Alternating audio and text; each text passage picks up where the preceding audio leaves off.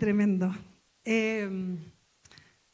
Gracias le doy a Dios por estar en este lugar. Para mí es una honra poder bendecir la vida de ustedes, así como Dios ha bendecido la mía.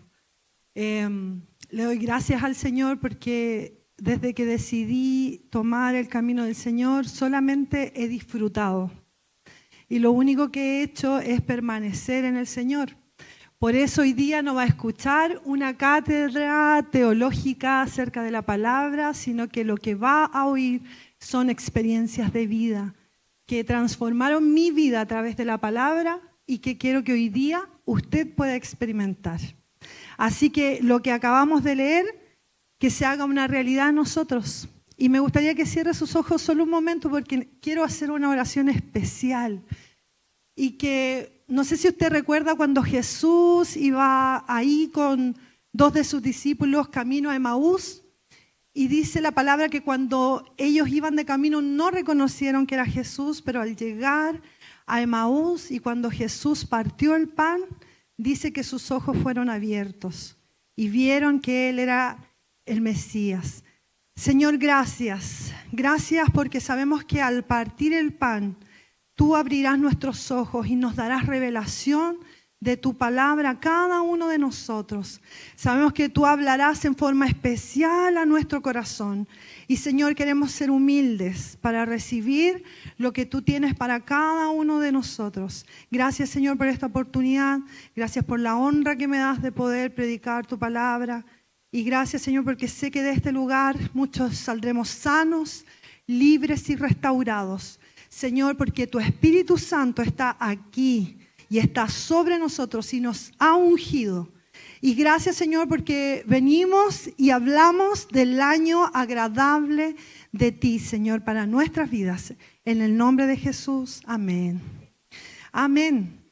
Cuando el pastor Juan Luis entró a la oficina ese día, que fue hace como 1 mes y medio, 2 meses, me dijo, Janet, ¿cómo se siente para predicar? Y yo le dije, yo me siento bien todos los días. Pero de ahí que vamos a predicar, un cuento diferente. Pero él me dijo, ¿sabe qué? Yo creo que ya es tiempo. Ya es tiempo. Además, mire, ese fin de semana es TEC. Por lo tanto, no va a haber mucha gente. Y yo dije, amén. Después cuando dijeron, no vamos a hacer TEC. Y yo dije, churra, me compliqué de nuevo. Y dijeron, pero es fin de semana largo, todos se van a ir fuera de Santiago. Y yo dije, amén. Yo dije, si está en Nani Max, con los 3, el Señor en medio, así que da lo mismo. Pero cuando vi que aún con el fin de semana largo, aún sin TEC, y dije, Señor, ya es a la tuya nomás. Así que aquí estamos. Y bueno, contarles que yo me convertí más o menos como a los 30, 33 años. Y me convertí porque antes solamente había oído del Señor, había escuchado. Llegué a vivir a Santiago, que donde fue que comencé a servir a Dios en una iglesia pentecostal, donde siempre se enfatiza mucho el servicio en la obra. Y yo me puse a servir desde pequeña, estaba en la alabanza, tengo una relación con la música, con la alabanza, pero tan estrecha, yo conocí así al Señor. Entonces no me quite que levante los brazos, que grite, que aplauda y todo, porque es la forma en que Dios, a través de la palabra cantada, se reveló a mi vida. Entonces para mí la alabanza tiene algo especial, que creo que me voy a morir haciendo eso y que cuando yo me muera, si estoy aquí en esta iglesia, usted cante, cante y cante, porque es lo que más anhela mi corazón. Y me acuerdo que cuando era pequeña, tenía como unos 14 años y el Señor trajo este mover de alabanza y adoración a Chile. Había un exponente muy bueno que era Marcos Witt. Y él cantaba una canción que decía, mi primer amor eres tú, Jesús. Y decía, mi alma anhela agradarte. Y yo me aprendí esa canción y la cantaba. Pero no entendía el real significado de lo que es estar enamorado de Jesús. Porque una persona que no conoce a otra no puede estar enamorado. ¿Sí o no, Javi y Juan Pablo? Quizás cuando ellos se vieron, Esta no es una predicación para novios ni para matrimonios, pero si usted puede tomar algo, tómelo nomás, le va a servir. Y entonces, cuando se vieron, quizás se gustaron, quizás querían verse en otro momento, llegar a los lugares donde estuvieran, encontrarse, los amigos en común, y hay toda esta cosa especial de poder empezar a conocer a una persona. Pero realmente cuando tú te enamoras, es cuando tú sabes que es de pies hediondos, que no es agradable en la mañana cuando se levanta, que cuando tiene hambre está enojón. No estoy diciendo que eso va a pasar. Ustedes obvien eso. Pero en verdad ahí comenzamos a conocer y a enamorarnos de la otra persona. Y yo entendí eso en mi vida. Solamente entendí esa canción cuando yo comencé a conocer al Señor, cuando tuve 30 años. Y cuando vinieron las tormentas a mi vida. Y ahí me tuve que empezar a leer la Biblia de corrido. Porque antes solamente tenía canapés. Un canapé por la mañana, un devocional, un pequeño versículo. Quizás de repente en los cultos, porque asistía de lunes a lunes a la iglesia. Nosotros teníamos, con la familia, teníamos una iglesia que era, los pastores eran los hermanos, los papás y todos íbamos a la iglesia, entonces de lunes a lunes. No había día en que no asistiéramos a la iglesia y a veces 2 veces por el día. Y obviamente tú rescatas la palabra que escuchas y son canapés para nuestras vidas, rico, sabroso, pasas el momento muy bien, pero no tienes el alimento que fortalece a tu vida espiritual. Y eso solo lo adquieres cuando tú tienes una relación personal con Dios. Y cuando tú comienzas a comer, a alimentarte de lo que la palabra de Dios te quiere entregar. Y yo tengo hartas hojas escritas, pero no crea que todo eso lo voy a hablar. Así que no se asuste o no te asustes. Y entonces, al pasar el tiempo, me di cuenta de que la relación con Dios no solo depende de mí, sino que también, y eso es lo bueno, que depende de Dios. Nuestra relación y nuestro fortalecimiento no solo depende de las ganas que yo tenga o la decisión que yo tome día a día, sino que gracias al Señor porque depende de Él y de su amor. Me encanta lo que Jesús, sentado a la mesa en la última cena con sus discípulos, donde más o menos son 3 o 4 capítulos en los que Él está sentado a la mesa, comiendo con sus discípulos la última cena. Piensa en ese cuadro y Jesús comienza a hablar a sus discípulos, a mostrarles las verdades eternas, los principios, y está ahí sentado y en una de esas les tira una papita muy buena y les dice que era necesario permanecer. Y en este párrafo el permanecer se repite 11 veces. Y por lo que me enseñó mi pastor Guille, que cuando algo se repite muchas veces es porque algo Dios te quiere decir en eso. Es importante la palabra que se repite muchas veces. Y entonces empecé a marcar y vi que decía 11 veces permanece. Y que en griego significa, y con mucho respeto se los digo, descansa. Descansa, menso. Pero ¿sabe por qué le digo? Porque en griego la palabra que utiliza permanece es meno. Así se pronuncia, meno. ¿Y a qué se refiere esta palabra? Dice que es a habitar un lugar, a reposar, a descansar, a interrumpir la actividad para recuperarse del cansancio. Usado también como reposar o posar, que es soltar la carga que se trae a cuestas para descansar o tomar aliento. ¿Cuántas veces usted ha venido acá a la iglesia con una mochila muy pesada y se ha sentado y cuando se sienta hace, por fin llegué? Y descansas, la iglesia es como un lugar de descanso. O quizás tu casa, tu cama, tu silla y te sientas agobiado, quizás angustiado de todo. Y el Señor te dice, hey, permanece, descansa, habita en el lugar de mi presencia. Y los que me conocen saben que esta palabra es para mí. Y me encanta, porque uno no puede predicar lo que no vive, porque no tiene autoridad. Entonces, cuando el Señor me hablaba de esto, que fue mucho antes que me enfermara, estuve como un mes en cama, obligada, y yo dije, Señor, ¿algo me quieres decir? Y mis amigos saben que siempre me dicen, Janet, porfa, descansa, descansa, para. Y yo digo así como, es que tengo que estar haciendo algo, moviendo algo. Y lo que Dios me ha estado hablando en este tiempo, y de hace un tiempo ya, es a dejar el arduo trabajo. Porque Dios conoce las buenas obras que nosotros hacemos, porque esas cosas son las que Dios ha puesto para que nosotras hagamos. Pero el arduo trabajo es diferente, porque esas son las cosas que yo busco hacer para Dios. Es la religión, entre comillas, que nosotros llevamos. Entonces el Señor nos habla acerca de dejar el arduo trabajo y volver a las buenas obras.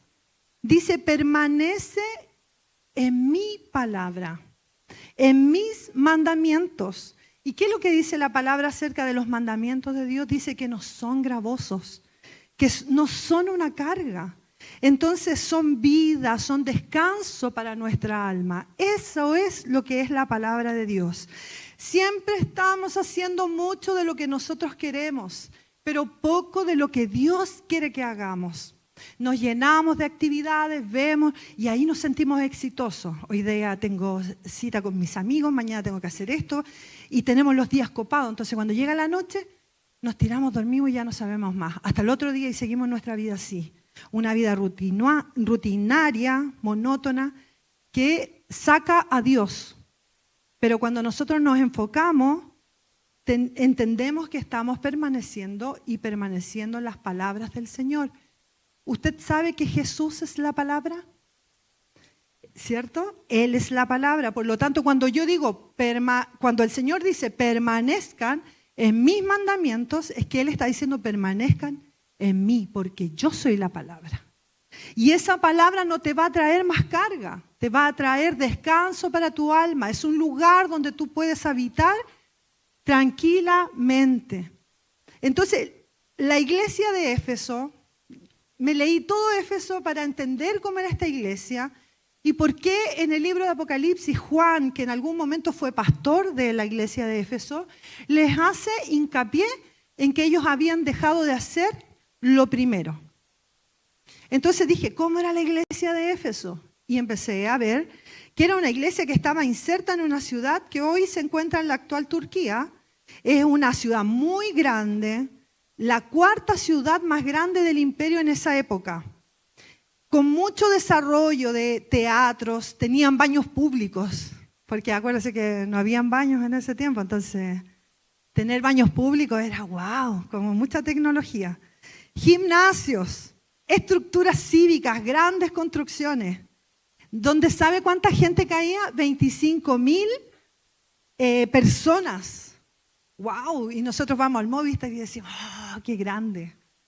Pero en estas construcciones caía mucha gente. Tenían un centro religioso, que era uno de los centros religiosos más grandes, donde estaba el templo de la diosa Diana. Y ahí había mucha prostitución religiosa. Había mucha hechicería, había mucho de astrología. Y había una gran necesidad de luz de Jesús. Por eso se levanta esta iglesia donde, como ya les contaba, Juan fue uno de sus pastores y era una iglesia donde el Señor, si ustedes tienen la oportunidad de ir al libro de Efesios, se van a dar cuenta que el Señor les da una revelación tan grande que no le da a las otras iglesias las cartas, una revelación que se divide en dos partes. Primero, en la identidad que ellos tienen, que son hijos de Dios, y les comienza a hablar dónde están sentados, la autoridad que tienen, qué pasó con la muerte de Jesús, y les comienza a hablar de todo lo que ellos son y pueden llegar a ser. Y también nos habla, eso pasa en el capítulo 1 al 3, hablándole a los efesios de quiénes eran en Cristo y basado en su relación de amor con Él. Y también desde el 4 al 6 dice que la palabra que ellos fueron formados en su carácter. Y cuando tú ves, hay consejos de los padres hacia los hijos, de los hijos hacia los padres, de los esposos hacia las esposas hacia los esposos, de los amos a sus sirvientes, de los sirvientes a los amos, y el Señor establece una serie de cosas que quería decirle para formar su carácter y que fueran gente no solo que supiera que era hijo de Dios, pero que también fueran sanos en sus relaciones, para que pudieran mostrar el amor de Cristo. Amén. Entonces, entender quiénes somos y aceptarlo como hijos amados de Dios es primero que tratar de actuar como hijos. ¿Se entendió eso?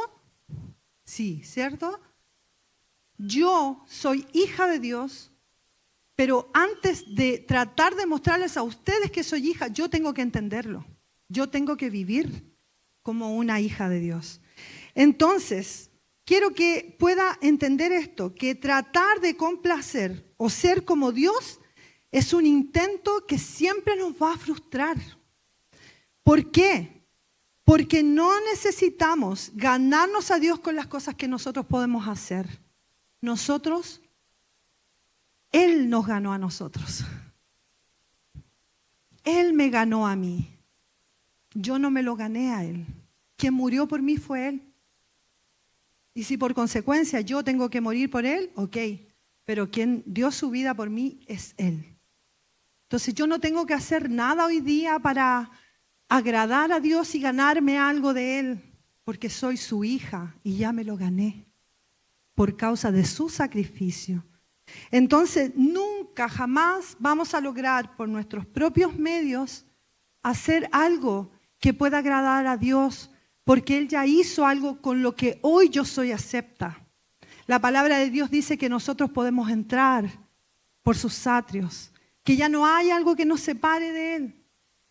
Podemos entrar con gratitud, con alabanza, con adoración. Y la adoración es el resultado de mi vida, de mi obediencia hacia Él. Entonces, necesitamos saber quién es Cristo y lo que ganó para nosotros. Tú necesitas recibirlo y recibir su amor y vivir recibiendo ese amor cada día a través del Espíritu Santo. No solamente lo recibes una vez cuando dices, Señor, te acepto como mi Salvador y Señor, sino que día a día voy recibiendo más de Cristo. Pero nuestro amor puede corromperse, como pasó con la iglesia de Éfeso. ¿Por qué dirá usted cómo sabe que se corrompió el amor de los efesios? Porque el Señor se los dice al terminar la carta de los Efesios, en Efesios 6, les dice, Pablo les escribe, y le dice, la gracia sea con todos los que aman a nuestro Señor Jesucristo, con amor imperecedero. Y algunas versiones dicen, con amor incorruptible. ¿Y cuántos creen que a veces el Señor nos da advertencias porque sabe lo que viene? ¿Alguna vez el Señor le dio alguna advertencia? A mí sí, muchas veces. Para que no metiera la pata, para que no me equivocara. Y uno a veces hace caso y otras veces no hace caso, definitivamente. Entonces, ¿será que la iglesia de Éfeso perdió la gracia porque su amor se corrompió? Y sí, el primer amor se pierde, se puede perder, porque dejamos de hacer lo que Dios nos pide hacer. Y lo cambiamos por lo que nosotros queremos hacer. Entonces, le voy a dar una serie de puntos que hablan acerca de lo que pasa y que usted se vaya y yo me voy a ir identificando con algunas cosas que quizás se pueden perder y hacen que el amor se corrompa. Primero, pierdes la sensibilidad a la presencia de Dios. Te devuelves a la casa y dices, hoy día no sentí la presencia de Dios. Y es como que algo como que tuvieras que sensorialmente saber, te diera un escalofrío, sintieras que el fuego te quema por dentro y decir, no sentí la presencia de Dios, sentí como que Dios no estaba mientras cantábamos. Debe haber sido el director de alabanza. No vino preparado, ¿sí? Siempre lo culpamos Siempre te culpamos, Joel, cuando no hay presencia de Dios. Debo decírtelo. Y llegamos a la casa, no, tiene que haber sido Joel, que no vino preparado, algo pasó con la alabanza, pero yo no sentí la presencia de Dios. Como si fuera algo que dependiera de otros. Y en verdad la presencia de Dios siempre está. El tema es que nosotros no estamos con la posición correcta, que se lo voy a decir después. No analicemos, o venimos a la iglesia a analizar el mover de Dios, a ver qué es lo que Dios está haciendo. A ver si Dios está realmente en la iglesia. Vamos a mirar cuántas sanidades hay, cuánta gente vino, si acaso fueron muchos libres, habían endemoniados, se manifestaron. Entonces empezamos a analizar si es que es el mover de Dios o no. Y si el pastor salta o grita, dice aleluya, decimos, analizamos, ¿estará lleno del Señor o será solamente una emoción? Entonces, qué hermoso es cuando nosotros llevamos una vida en espíritu, más que solo momentos en la presencia de Dios. Disfrutemos la presencia de Dios. Yo digo, si me voy a morir hoy día, quiero cantar así, pero que se me raje la voz cantando. No me voy a ir sin ganas de cantar o de saltar o de decirle a Dios lo que Él significa para mí. Y si estoy en mi casa, igual. A veces mis hijas me dicen, mamá, por favor apaga la música, que ya he estado todo el día. ¿En verdad no te aburrí? Yo le digo, no me aburro. Y como que digo, wow, da igual. Y no es que sea yo más espiritual que ella, sino que ella se aburre más de mis dinámicas. Pero yo creo que el Señor está en todo momento. Los momentos en que más he sentido la presencia de Dios y Dios me ha hablado mucho es cuando ando en bicicleta. O cuando me he venido caminando. Digo, ya, hoy día voy a irme caminando. Pero de que tengo auto, no me vengo caminando. Entonces, han sido los momentos, tenía que tirarla eso, de que Dios más me ha hablado, en los que el Señor me ha mostrado su presencia y vengo por la calle llorando, así, pero con las lágrimas gruesas, ¿no? Llorando, yo digo, la gente dirá, oh, esa mujer está en depresión. Y en verdad no, lo que tengo es mucho gozo de sentir la presencia de Dios. Yo creo que si tú puedes permanecer en la presencia de Dios, y no digo que lo intento cada día porque, pucha, que tengo que trabajar en mi carácter, pero lo intento cada día y cada vez que lo intento siento más alegría porque sé que es el Señor en mí. Porque cuando soy débil, como decía Pablo, entonces soy fuerte, porque no depende de mí, depende de Él. Ay, gracias Señor. Y entonces despertamos en la mañana con ganas de estar con Dios. Porque la gente que vive el primer amor busca la presencia de Dios y es sensible a ella en todo tiempo. Estás en la fila de la caja, sientes la presencia de Dios y miras al frente y ves a una mujer que quizás no tiene ningún aspecto de sufrimiento. Te acercas y le dices, ¿sabes qué? Quiero orar por ti. Siento algo en mi corazón. Y las personas abren el corazón. No es difícil predicar el Evangelio cuando estás en el primer amor, porque la gente lo percibe.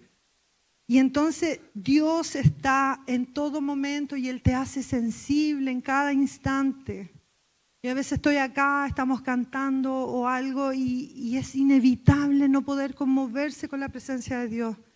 Mire, estos 3 días, ayer, el viernes y el jueves, estábamos con mi amiga, que es la Miriam, que me conoce de los 12 años. Dijimos, estaba la conferencia a favor en Cristo tu única esperanza. Y para los que no saben, es CTUE. ¿Sí? Sí, pero yo lo conocí como Cristo tu única esperanza porque lo conocí hace años de años. Mucho. Y nos fuimos para allá porque venía Marcos Barrientos y yo dije, no me lo voy a perder, me voy. Y me fui. Y sabe que entré al lugar y estaban cantando canciones del año así, pero de cuando me convertí. Cristo no estaba muerto, está vivo. Y me paré ahí y quería cantar y no podía, porque mi corazón estaba conmovido. ¿Y sabe lo que recordé? Mis primeras obras. Recordaba las primeras obras. Cuando llegaba a la iglesia, limpiábamos con los jóvenes, cuando cantábamos en el coro, era una iglesia que quizás era esta nave, llenita. Una iglesia pequeña, donde adorábamos a Dios y veíamos milagros tremendos. Y cómo se va perdiendo ese fuego, cómo se va perdiendo esa pasión. Y quizás estás en un tiempo donde no sientes la presencia de Dios y dices, ya no te siento. ¿Dónde estás, Señor? Y trato de hacer cosas, pero en realidad leo la Biblia, oro, me meto en mi cuarto secreto, en el rincón secreto, o donde usted quiera, pero ya no siente la presencia de Dios como antes. Y es porque no estamos tomando la posición correcta. Y la Biblia nos dice en Corintios que la posición correcta es cuando yo estoy cara a cara con el Señor. Porque si yo me pongo de espalda y voy a decir, ¿dónde está la iglesia que no la veo? Y es porque yo estoy en la posición correcta, pero si yo me doy vuelta, los voy a ver a todos ustedes. Y esa es la posición que nosotros debemos tener en Cristo. Punto número 2. Pierdes la compasión por los demás. Ya no te interesan las almas. Y en tus comienzos predicabas el Evangelio a todos y querías irte de misiones y querías ir a sanar a la gente y querías ir a libertar y querías hacer de todo, pero hoy día no te interesa nada. Y de hecho ves al hermano y te fastidia. Ay, ojalá no esté ese hermano en la puerta dando la bienvenida, que me cae tan mal. Porque pierdes la compasión por los demás. ¿Qué hacía Jesús cuando veía las multitudes? ¿Qué sentía en su corazón? Y la Biblia lo dice. Compasión. Compasión. Yo creo que miraba y decía, yo siempre cuando digo que Jesús lloró, no creo que Él lloró porque había muerto Lázaro, porque Él sabía que lo iba a resucitar. Se demoró para que se muriera. Pero llegó ahí y lloró de ver tanta incredulidad. Sus amigos, los que lo conocían, con los cuales comía, que la otra se tiraba ahí al piso a escucharlo y la otra hacía el almuerzo y alegaban, tenían confianza. Y estaban todos, no, sí, algún día vamos a resucitar, sí, cuando sea el día postrero y toda la cosa. Ya lo tenían súper claro, más que nosotros. Pero él llora porque dice, wow, cómo hay tanta incredulidad, cómo hay tanto de no saber del poder que Dios tiene. Perdemos la compasión por los demás, dejamos de ser sensibles a las necesidades de los demás. Víctor se va. Y quizás en tu año de Betel, quizás te van a faltar cosas. Y le vas a pedir a Dios, te vas a arrodillar, Señor, me falta esto porque tengo que hacer esto y esto otro y aquí acá. Y nosotros perdemos esa sensibilidad y esa compasión. Y entonces no somos sensibles a decir, gracias Espíritu Santo porque me acordaste que Víctor está en la escuela de Betel y necesita algo. Pierdes la sensibilidad para con los demás. Recuerda la actitud de Jesús ante las multitudes. Compasión, misericordia. Y ahora no te importa lo que está viviendo tu hermano. Tu hermano se va a pie. Y tú dices, ¿por qué se irá a pie? ¿Querrá bajar de peso? No, quizás es porque no tiene cómo irse, porque dio toda la ofrenda, no lo sé. Pierdes la compasión por los demás, pierdes el darte cuenta de qué es lo que está viviendo. Quizás está pasando por una necesidad muy grande. Y entonces, ¿qué hacía la iglesia primitiva?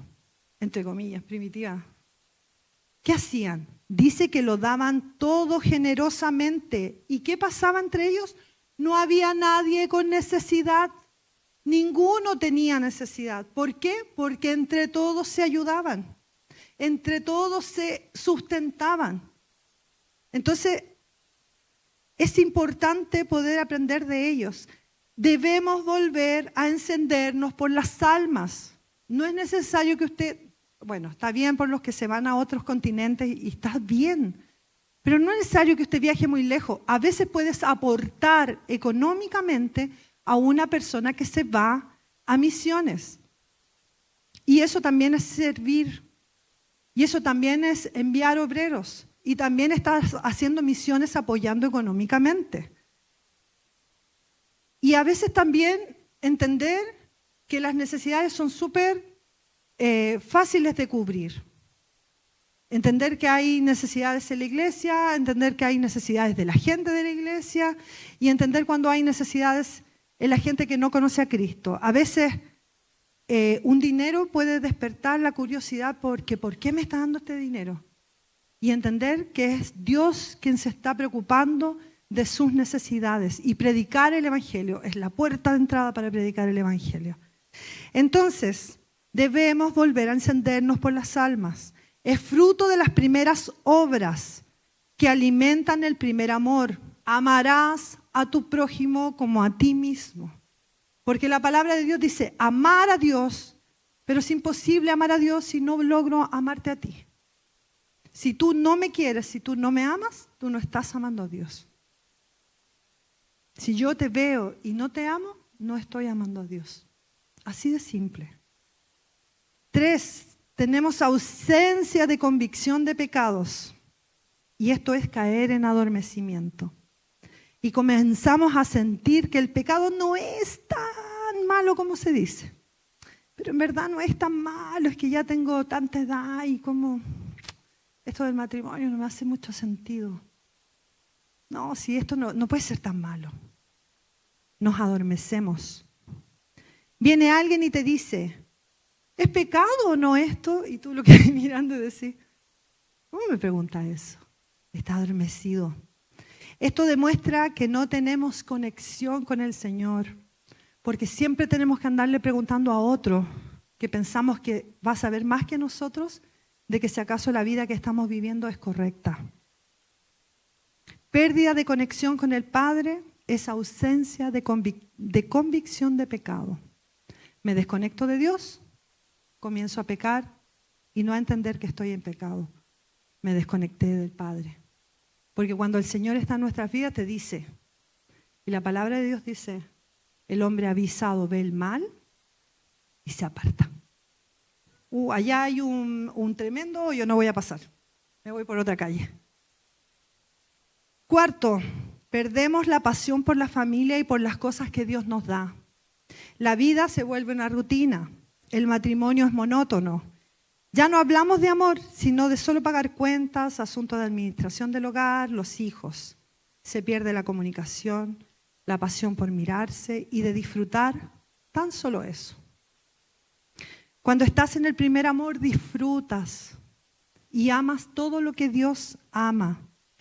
Me dio mucha risa porque vi un reel en Instagram y que sale una mujer que el marido deja la ropa botada en el suelo y entonces ella viene, recoge la ropa y hace así, la abraza con una sonrisa en la cara.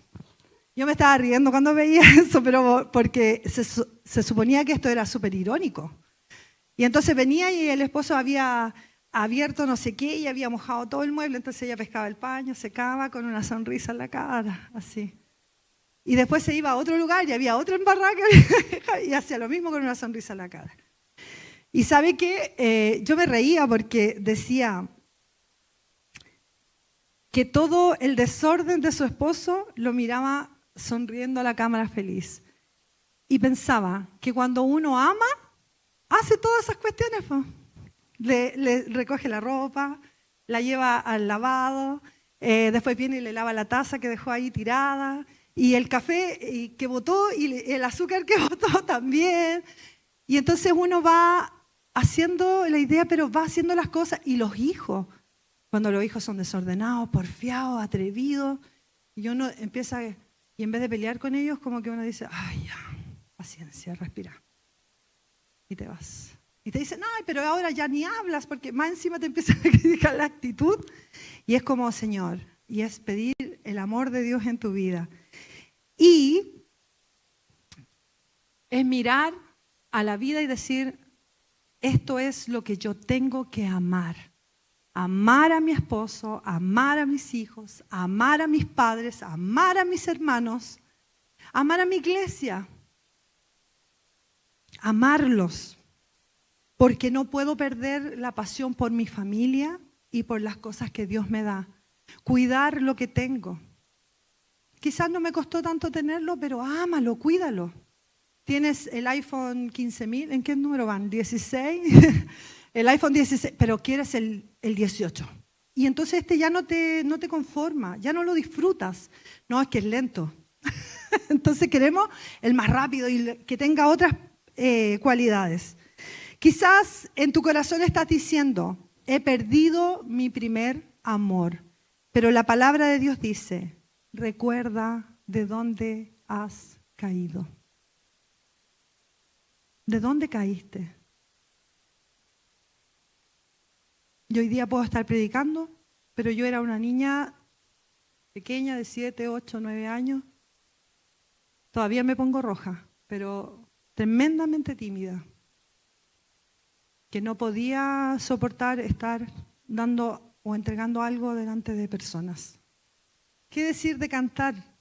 Como la Biblia me conoce, a los 12 años íbamos a los festivales de música a participar y siempre perdíamos porque a mí se me olvidaba la letra. Así que no es nuevo, no es nuevo eso. Pero se me olvidaba la letra de los nervios y me ponía roja y siempre, ya descalifica, ya sabíamos que no íbamos a ganar. ¿Y qué iba a estar cantando yo?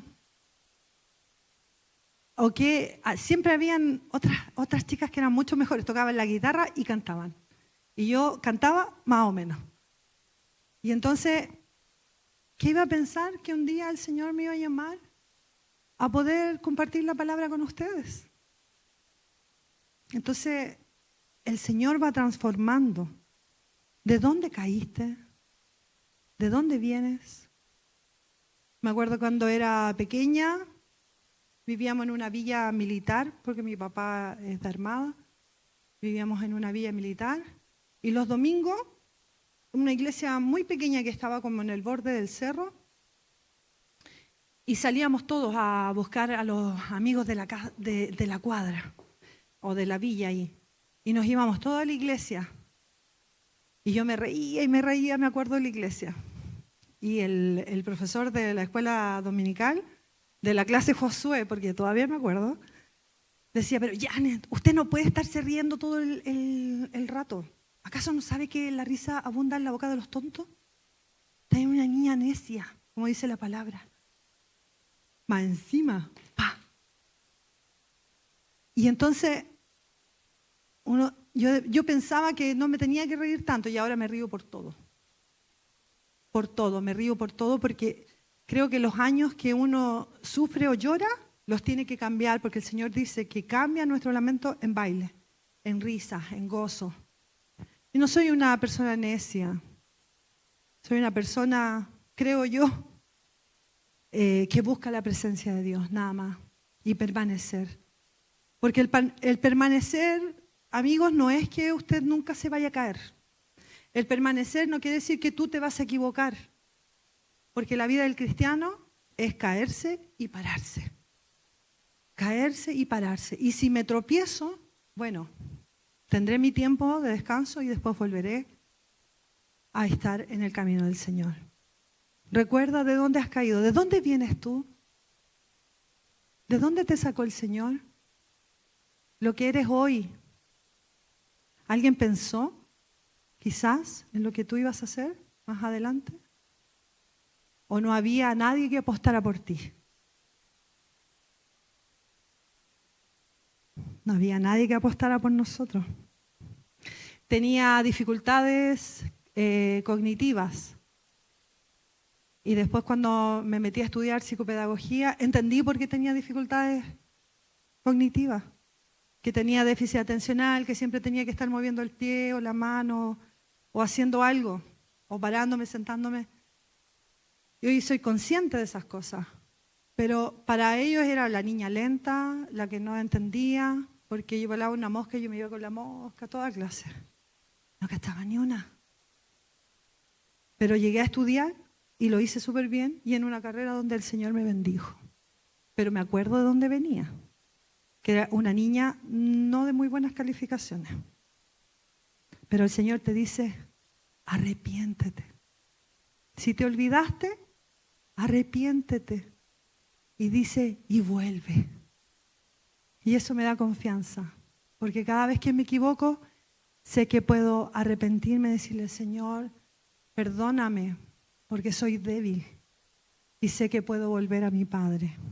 Y sé que puedo volver a las primeras obras, donde no me importaba nada más, que nadie me viera, daba lo mismo, pero que yo estaba con Él. Y estaba haciendo lo que Él me pedía, poder estar en su presencia. Vuelve a las primeras obras. Y entonces hoy estamos acá y el Señor nos pone un desafío. Y nos dice, conozco tus obras, tu duro trabajo o tu arduo trabajo, que habla del ardor que nos produce cuando hacemos más de lo que podemos hacer. Recuerda de dónde has caído. Arrepiéntete y vuelve a practicar las obras que hacías al principio. Y esto es muy interesante y es para finalizar. Si no te arrepientes, iré, dice, y quitaré de su lugar tu candelabro. Y me puse a buscar qué significaba el candelabro. Y yo sé que los alumnos de sesión saben lo que significa el candelabro. ¿Cierto, Anita? ¿A dónde está la Anita? La Yuli también. La Emi también sabe. ¿Sí? ¿Tú también sabías? Tú también. Eso, muy bien. Y el candelabro, si ustedes recuerdan, tiene 7, ¿cómo podríamos llamarle? ¿Cómo? Ah, bueno, sí. Pero donde van las velitas, ¿cierto? Gracias, no me acuerdo cómo se llaman. Donde van las velitas. Y eso, miraba yo que para los judíos o para los israelitas, significaba que la luz de Dios es una para cada día, la creación. Y entonces la séptima es la del centro, creo. Es la del centro que todos los días como que se concentran en Dios. Entonces, dice la palabra que será quitado tu candelabro o tu candelero, que es lo que nos da la luz para cada día. Y la iglesia de Éfeso había perdido su primer amor, lo que le daba la luz para cada día. Y entonces el Señor le dice, si tú haces esto, no es que lo vayas a perder, no es que Él te lo vaya a quitar, sino que tú lo vas a perder. Soy yo la que pierdo la iluminación. Entonces es importante una iglesia, y esto es para todos, una iglesia que permanece en el primer amor es una iglesia que tiene revelación de Dios. Si salimos del primer amor, lo perdemos a Él por nuestro centro, por nuestro norte.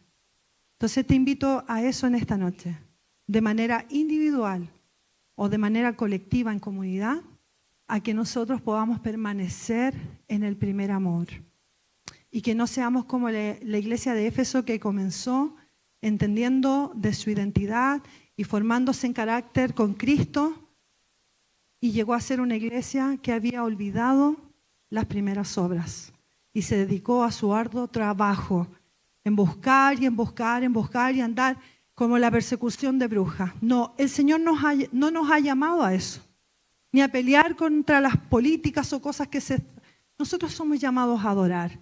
Nosotros somos llamados a establecer el reino de Dios donde quiera que vayamos. Y yo te invito a eso en esta noche, a que puedas permanecer en tu primer amor. Y el Señor se va a encargar de todo lo demás. Amén. Póngase en pie. Joel, si me puedes ayudar. Y cierra sus ojos. ¿Estamos bien en la hora? Porque no, como que ese reloj no... ¿Estamos bien en la hora? Ah, bueno. Y entonces cierra sus ojos y recuerda estas cosas, como ¿de dónde vengo? ¿De dónde me trajo el Señor? ¿Y te acuerdas cuando conociste al Señor? ¿Cuáles eran las cosas que el Señor te pedía hacer? Buscar su presencia. Te sentabas largas horas con la palabra. Amabas lo que Él amaba. Amabas a los perdidos. Amabas llegar a tu lugar de trabajo y poder hablarle a tus compañeros. Hoy día no le hablas a nadie. Pero el Señor te dice, vuelve. Vuelve a tus primeras obras. Vuelve a buscarme con la posición correcta, cara a cara.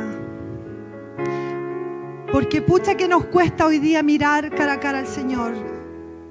Hoy día vamos con peticiones, con cosas, tal persona está enferma, necesitan esto, Señor, esto, necesito esto para mí, necesito esto para mí. Pero ya no vas en una actitud de adoración, ya no vas a enamorarte de Él. Hoy día es solamente una oración de petición, pero ya no es de relación de un hijo hacia su padre. Oh Señor, trae convicción a nuestro corazón. Nos volvemos a ti, Señor, en esta noche. Nos volvemos a tu amor, Señor. Te amamos, Jesús. Comienza a decirle al Señor lo que sientes por Él. Retoma esa relación de amor que tenías con Él al principio. Sí, Señor. Si alguno en esta noche dice, yo quiero volver a mi primer amor porque siento que el Señor se ha alejado de mí. Hace tiempo que ya no siento la presencia de Él. Hace tiempo que ya no experimento lo que yo experimentaba antes. ¿Sabe qué? Yo también debería estar acá. Pero te invito a ti, para que vengas a este lugar y le digas, Señor, renuevo mi compromiso contigo en nuestra relación más que en nuestra religión. Renuevo mi compromiso contigo, Señor, y quiero estar aquí en tu presencia y vivir contigo. Así que te invito, no tengas vergüenza. Yo misma estoy volviendo a mi primer amor con Él, a dejar mi arduo trabajo, a dejar todas aquellas cosas que interrumpieron mi relación con Él. Y te invito en esta noche a que puedas pasar acá adelante para que juntos podamos orar, para que juntos podamos volvernos a ese primer amor. Amén. Mientras adoramos, puedes venir y puedes postrarte delante del Señor y dice, Señor, vuélveme. Quiero volver a mi primer amor contigo. Quiero enamorarme una vez más de ti. Oh, sí, Señor. Queremos amarte con todo nuestro corazón. Que tú seas lo primero para nuestras vidas, Señor. Aquí estamos, Señor. Te rendimos nuestra vida. Te rendimos nuestro corazón, Señor. Oh, sí, Señor. Que tú despiertes nuestro corazón, Señor, en esta noche. Vuélvenos, Señor, para que podamos amar a aquellos que se están perdiendo. Para que podamos amarnos entre nosotros. Para que podamos amar a nuestra familia, Señor, a nuestros hermanos, a nuestros padres, Señor. Oh, sí, Señor, y si tú has bendecido mujeres con sus esposos, que puedan amar a sus esposos. Y que sus esposos puedan amar, Señor, a sus mujeres. Oh, sí, Señor, que podamos ser buenos jefes. Que podamos ser amables. Que podamos ser, Señor, personas que amen, Señor, a nuestros trabajadores. Y permítenos ser siervos que amen a sus jefes. Que los respeten, que los honren y que dejen de hablar mal de ellos. Oh, gracias, Señor. Gracias, Señor. Oh, sí, Señor, tú eres nuestro primer amor, Jesús.